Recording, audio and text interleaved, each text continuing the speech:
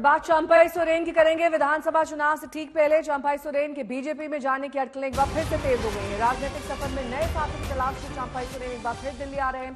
सूत्रों के हवाले से खबर आ रही है उनकी मुलाकात गृह मंत्री अमित शाह से आज हो सकती है। इसके अलावा कृषि मंत्री शिवराज सिंह चौहान सहित कुछ अन्य नेताओं से भी मिलने का प्लान है। चंपाई सोरेन ने अपने पिछले दौरे में झारखंड मुक्ति मोर्चा से अलग होने का ऐलान किया था।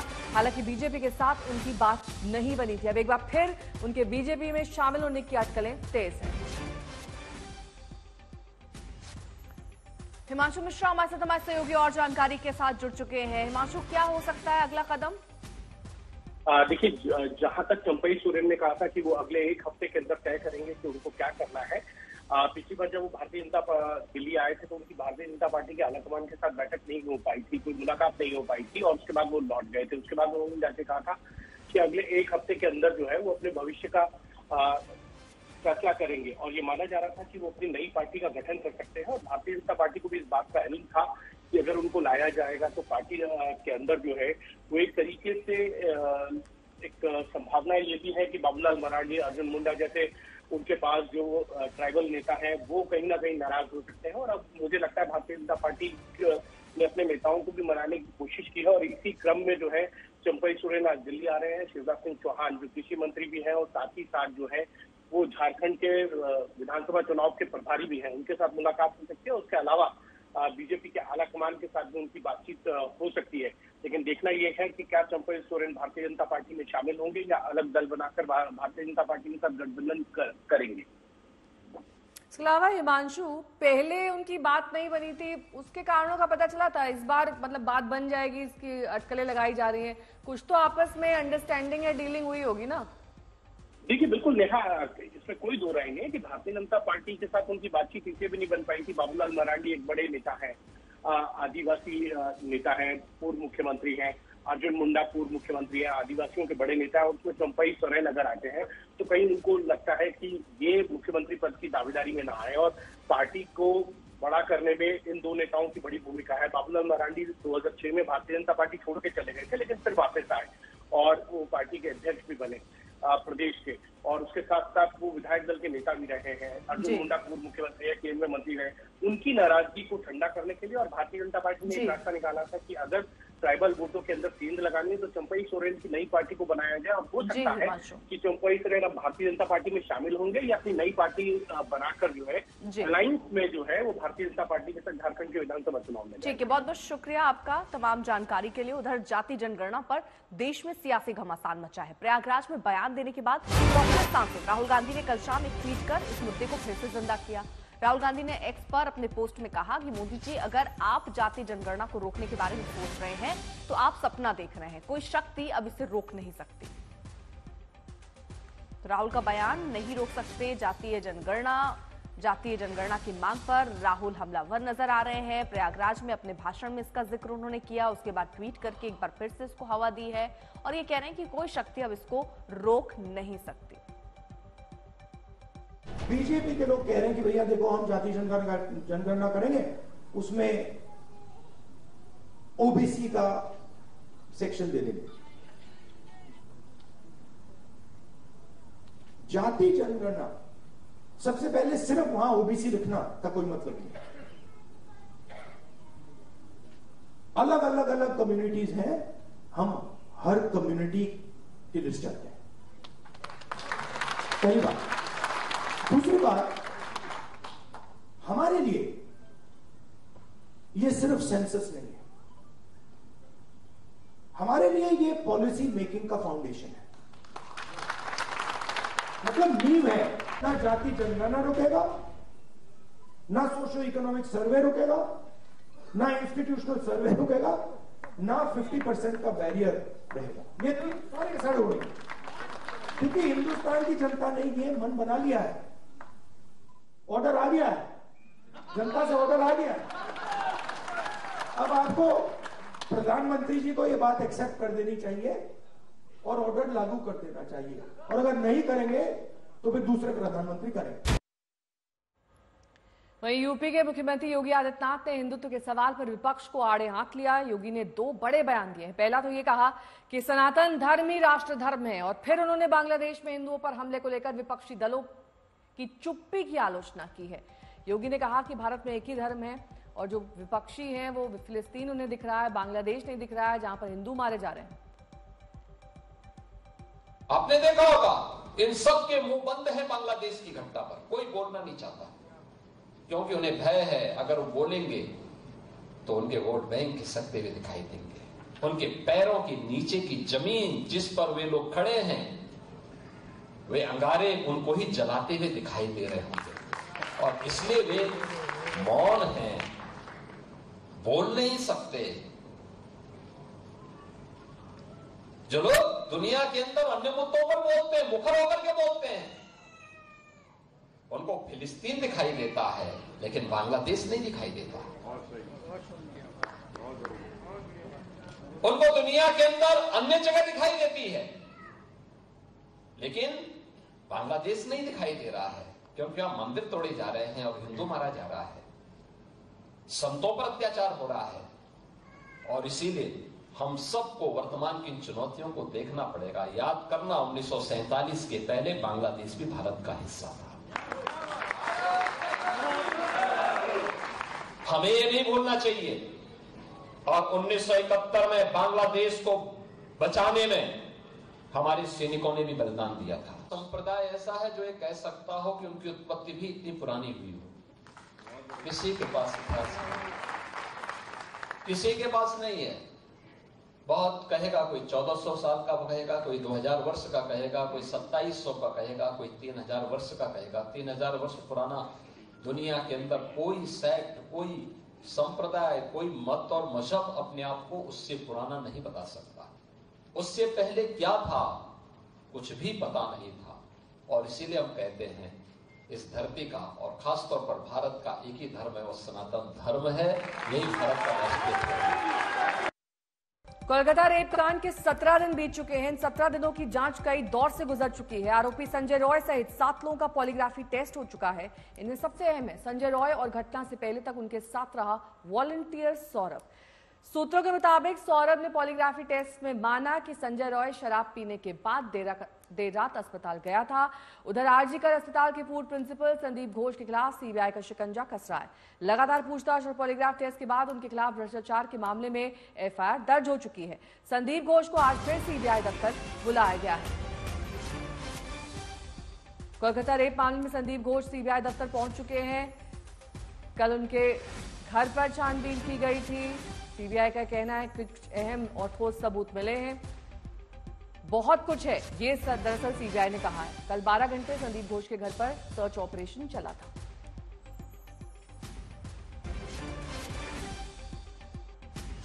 घोष समेत 14 लोगों के घर और दफ्तर पर सीबीआई जांच कर चुकी है। वहां सर्च ऑपरेशन हो चुका है। आज फिर संदीप घोष सीबीआई के दफ्तर पहुंचे।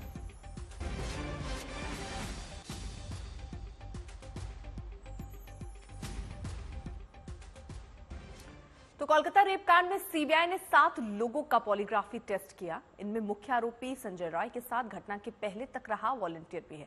सीबीआई ने संदीप घोष और 4 डॉक्टरों का भी पॉलीग्राफ टेस्ट किया जो पीड़िता के साथ थे। आरोपी संजय रॉय का पॉलीग्राफ टेस्ट जेल में ही हुआ। संजय रॉय के पॉलीग्राफी टेस्ट से वारदात से जुड़े अहम सुराग मिलने की उम्मीद है।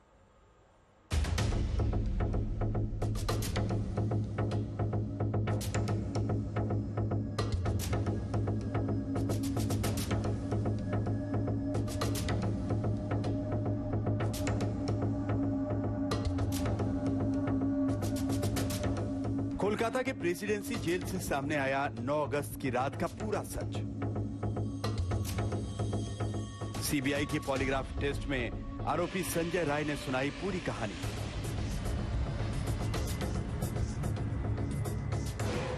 एक दिन पहले 4 घंटे तक सीबीआई की टीम संजय राय से उस रात के बारे में एक-एक सवाल करती रही। देखिए इस पूछताछ में क्या हकीकत सामने आई।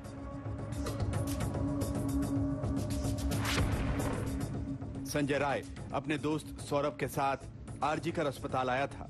सौरभ का भाई इसी अस्पताल में भर्ती था। संजय राय और सौरभ ने अस्पताल से निकलकर शराब पी थी। शराब पीने के बाद दोनों ने रेड लाइट एरिया जाने का प्लान बनाया। दोनों पहले सोनागाछी जाते हैं, फिर चेतला रेड लाइट एरिया में जाते हैं। चेतला इलाके में दोनों ने बियर पी। यहाँ संजय राय अपनी गर्लफ्रेंड से वीडियो कॉल पर बात करता है। पूछताछ में संजय राय ने बताया कि करीब 3 बजे दोनों बाइक से फिर अस्पताल लौटे। सौरभ यहां से घर लौट गया और संजय राय अस्पताल में दाखिल हो गया। संजय राय पहले ट्रॉमा सेंटर के ऑपरेशन थिएटर में गया। चौथी मंजिल से संजय राय तीसरी मंजिल पर आया। यहां वो सेमिनार हॉल के पास कॉरिडोर में जाता है, जिसकी सीसीटीवी तस्वीरें भी सामने आई हैं। उसके गले में ब्लूटूथ भी दिख रहा है। संजय राय ने सेमिनार हॉल में सो रही डॉक्टर का मुंह और गला दबा दिया, जिससे वो बेहोश हो गई। दरिंदगी के बाद जब वो बाहर निकला तो उसका ब्लूटूथ वहीं छूट गया। संजय राय अस्पताल से निकलकर कोलकाता पुलिस के 4th बटालियन में काम कर रहे अनुपम दत्ता के घर गया और वहीं सो गया। संजय राय और सौरभ की सीडीआर लोकेशन से इन सभी जगहों पर मौजूदगी साबित हो चुकी है। सीबीआई ने उस बाइक को भी जब्त कर लिया है जिसका इस्तेमाल संजय राय और सौरभ ने किया था। पॉलीग्राफी टेस्ट से पहले संजय राय का साइकोलॉजिकल टेस्ट भी किया गया था, क्योंकि उसके मोबाइल से भी अश्लील वीडियो मिले थे।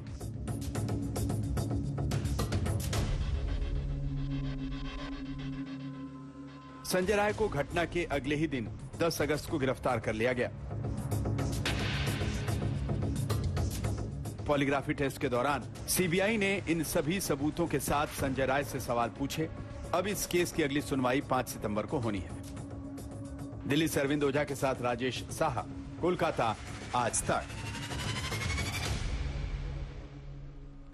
अरविंद ओझा मेरे सहयोगी इस वक्त तमाम जानकारी के साथ जुड़ गए हैं। सूर्याग्नि रॉय भी हमारे साथ जुड़ गए हैं। सबसे पहले अरविंद, आपका रुख करते हुए, क्योंकि फॉरेंसिक साइंस से ये प्रूव हो चुका है कि ये गैंग रेप नहीं था, सिंगल रेपिस्ट था, वो संजय रॉय है। अब उसका पॉलीग्राफ टेस्ट करके क्या हासिल हुआ है, किस तरीके से इस मामले में लीड मिली है, क्या कुछ नए खुलासे हुए हैं, क्योंकि वैसे भी ये कोर्ट में परमिसिबल नहीं है, तो इसका लब्बो लुआब क्या है अब पॉलीग्राफ टेस्ट का? देखिए नेहा, पॉलीग्राफी टेस्ट यानी लाई डिटेक्टर टेस्ट इसलिए कराया जाता है कि अगर क्राइम सीन पर या किसी एजेंसी को ये शक होता है कि कोई व्यक्ति झूठ बोल रहा है या पूरा सच नहीं बोल रहा है, इस वजह से ये टेस्ट कराया जा रहा है। आपको यहाँ बता दूं कि सेमिनार हॉल के आसपास जो सीसीटीवी लगे हैं उसमें तो सभी की मूवमेंट ट्रैक हो रही है और उसमें संजय रॉय भी दिखा था ठीक उसी वक्त जिस वक्त पोस्टमार्टम रिपोर्ट के मुताबिक मृतका की मौत हुई थी। आसपास की टाइमिंग 4 बजे के लगभग, और उसके खिलाफ पूरे एविडेंस कोलकाता पुलिस के पास भी थे और वही सीबीआई के पास भी थे। लेकिन चूंकि सेमिनार हॉल के ठीक सामने सीसीटीवी नहीं था, इस वजह से कुछ डाउट है। उस डाउट को पूरी तरह से क्लियर करने के लिए, पुख्ता करने के लिए ही ये पॉलीग्राफ टेस्ट कराया गया है सभी अक्यूज का, जिसमें प्रिंसिपल है और उसके अलावा 4 डॉक्टर हैं। सौरभ है जो सबसे आखिरी वक्त वारदात के दिन संजय रॉय के साथ था, लेकिन एविडेंस लगभग जो संजय रॉय है उसके खिलाफ जाते हुए दिखाई दे रहे हैं और स्टैब्लिश्ड है कि वो इस क्राइम में शामिल है, जो हमारे सूत्रों ने हमें बताया है। मेडिकल रिपोर्ट से भी पुष्टि होती है, सीडीआर लोकेशन से भी पुष्टि होती है। उस रात 8 और 9 अगस्त की रात को वो कहां जाया, 2 बार वो हॉस्पिटल आता है, एक बार अपने दोस्त के साथ 11 बजे के लगभग, उसके बाद जब वारदात को अंजाम देना होता है तब वो आता है। तो लगभग सारी चीजें क्लियर है सीबीआई को भी, लेकिन चूंकि बात वही है कि पुख्ता जानकारी जो सेंट्रल एजेंसीज होती है वो साइंटिफिक तरीके से भी हर संदिग्ध का और आरोपी का पूरा टेस्ट करती हैं और पुख्ता करती हैं कि कहीं कोई ऐसा सिरा तो नहीं जो छूट गया हो, साथ ही साथ कोई झूठ तो नहीं बोल रहा है या फिर आधा सच बोल रहा है। तो पूरा सच जानने के लिए ही ये पॉलीग्राफी टेस्ट कराया जाता है। लेकिन यहाँ आपको ये भी बता दूं, जो मुख्य आरोपी है, जो प्राइम सस्पेक्ट है संजय रॉय, उसका पहले साइकोलॉजिकल टेस्ट भी सीबीआई की टीम करा चुकी है और कोलकाता पुलिस भी ये मानती थी उसके मोबाइल से जो चीजें रिकवर हुई है वो बेहद चौंकाने वाली है। नेहा, जिस तरह के वीडियो मिले हैं, एक ऑडियो मिला है कोलकाता की एएसआई का, महिला एएसआई का है, जिसमें वो बहुत अजीब तरीके से बात कर रहा है। इंटरनेट की उसकी हिस्ट्री है।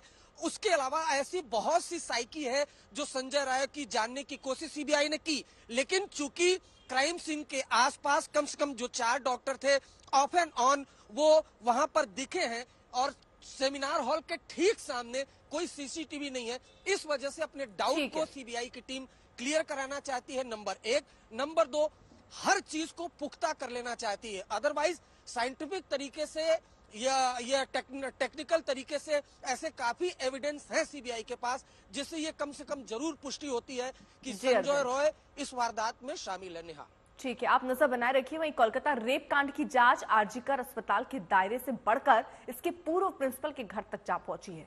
अस्पताल में भ्रष्टाचार के आरोपों की जांच के लिए सीबीआई ने कल संदीप घोष के घर की तलाशी ली। सीबीआई ने संदीप घोष की टीम में रहे फॉरेंसिक विभाग के प्रोफेसर देवाशीष सोम और पूर्व वाइस प्रिंसिपल संजय वशिष्ठ से भी पूछताछ की।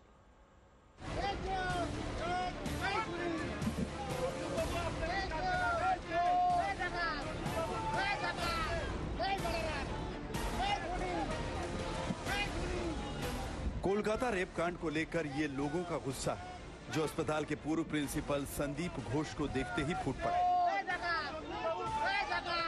तस्वीरें कोलकाता के बेला घाट की, जहां संदीप घोष के बालाजी निवास में सीबीआई की टीम तलाशी के लिए आई थी। करीब 12 घंटे की पूछताछ और तलाशी के बाद सीबीआई की टीम जब बाहर निकली तो घर के गेट पर संदीप घोष भी नजर आए। संदीप घोष को देखते ही बाहर जुटी भीड़ चोर और खूनी कहकर चिल्लाने लगी।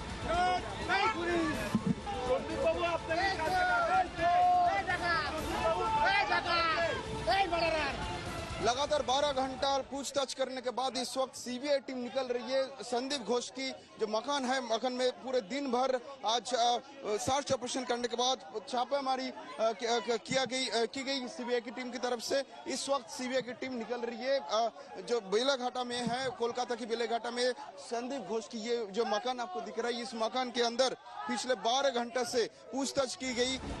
आरजीकर अस्पताल में वित्तीय अनियमितताओं का मामला कोर्ट के आदेश के बाद एसआईटी ने सीबीआई को सौंप दिया था।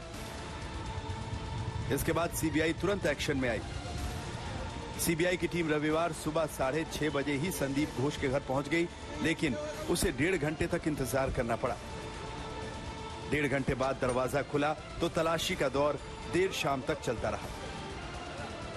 कोलकाता रेप कांड के बाद से ही संदीप घोष पर लगातार सीबीआई का शिकंजा है। संदीप घोष से लगातार 10 दिन से 100 घंटे की पूछताछ हो चुकी है। इस मामले में संदीप घोष का पॉलीग्राफ टेस्ट भी किया गया। अब वित्तीय गड़बड़ी के मामले में संदीप घोष के खिलाफ एफआईआर दर्ज हुई है। 12 दिन से चल रही जांच और कल 12 घंटे की तलाशी के बाद सीबीआई की टीम ने यह संकेत दिया है कि केस में बहुत कुछ मिला है। बहुत कुछ है, बस इतना प्लीज प्लीज प्लीज प्लीज। वित्तीय गड़बड़ी के मामले में सीबीआई की तरफ से एफआईआर दर्ज की गई है। उसमें संदीप घोष के अलावा मां तारा ट्रेडर्स, ईशान कैफे और खामा लोहा का नाम है। ये नाम अस्पताल में मेडिकल सप्लाई करने वाले लोगों से जुड़े हैं। सीबीआई की टीम ने संदीप घोष के अलावा उनकी टीम में रहे पूर्व वाइस प्रिंसिपल संजय वशिष्ठ और फोरेंसिक विभाग के प्रोफेसर देवाशीष सोम से भी पूछताछ की। ये दोनों संदीप घोष के करीबी माने जाते हैं। कुल मिलाकर सीबीआई जांच का दायरा अब रेप केस से आगे अस्पताल में हुए भ्रष्टाचार की तरफ फैल गया है। संदीप घोष दोनों ही मामलों में केंद्र में है। अब सीबीआई की तरफ से इस मामले में बहुत कुछ मिलने का संकेत आ चुका है। सवाल यही है कि क्या कोलकाता रेप कांड के तार अस्पताल के भ्रष्टाचार मामले से भी जुड़े हैं। श्रेया के साथ राजेश साहा, कोलकाता, आज तक। सूर्यअग्नि रॉय मेरे सहयोगी जुड़ गए हैं तमाम जानकारी के साथ। सूर्यअग्नि, मामले की जांच पूर्व प्रिंसिपल के खिलाफ इस रेप और हत्या के मामले से जुड़ी हुई थी। अब ये फोकस शिफ्ट होता हुआ, डाइवर्ट होता हुआ, ये भ्रष्टाचार पर आ टिका है। उनके घर और दफ्तर की जांच की जा रही है, उनके सहयोगियों से पूछताछ की जा रही है। किस तरह की डीले टैक्टिक्स है? आप जो मुख्य मामला है उस पर एक बयान दीजिए, और सीबीआई ने अभी तक ये किया नहीं है। देखिए, ये बता दें कि 2 मामले हैं जिसकी जांच पड़ताल सीबीआई कर रही है। पहला जो मर्डर केस है, रेप और मर्डर केस है, जिसमें पॉलीग्राफ टेस्ट भी हो रहा है और संजय रॉय का भी हो रहा है, और संदीप घोष जो पूर्व प्रिंसिपल थे आरजीकर के, उनकी तो लगातार मैराथन क्वेश्चनिंग जो है वो लगातार आज भी चल रही है। कल सीबीआई भी पहुंची थी उनके घर, लेकिन कल जो सीबीआई उनके घर पहुंची थी वो दूसरे मामले में है। दर्शकों को याद दिला दे कि एक एसआईटी फॉर्म किया गया था पश्चिम बंगाल सरकार की तरफ से फाइनेंशियल इरेगुलरिटीज को देखने के लिए, कि ऐसे आरोप थे कि संदीप घोष के अधीन जब वो प्रिंसिपल हुआ करते थे तब पैसों की हेराफेरी हुई थी आरजीकर अस्पताल में, और उसके बाद वो जो मामला था वो कलकत्ता हाई कोर्ट ने सीबीआई को दे दिया, यानी कि सीबीआई के पास फिलहाल 2 मामले हैं। दूसरे वाले मामले की एफआईआर कॉपी है हमारे पास, जिसमें सिर्फ मात्र संदीप घोष का ही नाम नहीं है, बल्कि उसके साथ अगर देखा पाए यहाँ पे और 4 एंटिटीज हैं इसमें, जिसमें नाम लिखा है, जैसे हमने बताया कि MS माँ तारा ट्रेडर्स और MS ईशान कैफे और MS खामा लोहिया। इसका जो बहुत सारे लोगों का आरोप था, और अख्तर अली जो पूर्व वहाँ पे वाइस प्रिंसिपल भी थे आरजीकर में, उनका भी दावा था कि संदीप घोष इन्वॉल्व हैं फाइनेंशियल इरेगुलरिटीज में। तो यही इन्हीं दावों को और इसी केस को फिलहाल सीबीआई ही जांच पड़ताल कर रही है। ठीक है, आप नजर बनाए रखिए, आगे भी आपसे अपडेट लेंगे। इस बीच केंद्रीय मंत्री सुकांता मजूमदार ने बड़ा बयान दिया। सुकांता मजूमदार ने कहा कि सीबीआई को मुख्यमंत्री ममता बनर्जी के फोन की जांच करनी चाहिए। ट्रेनी डॉक्टर की हत्या को आत्महत्या बताने की कोशिश की गई। ममता बनर्जी के फोन से पूरी साजिश का खुलासा हो सकता है।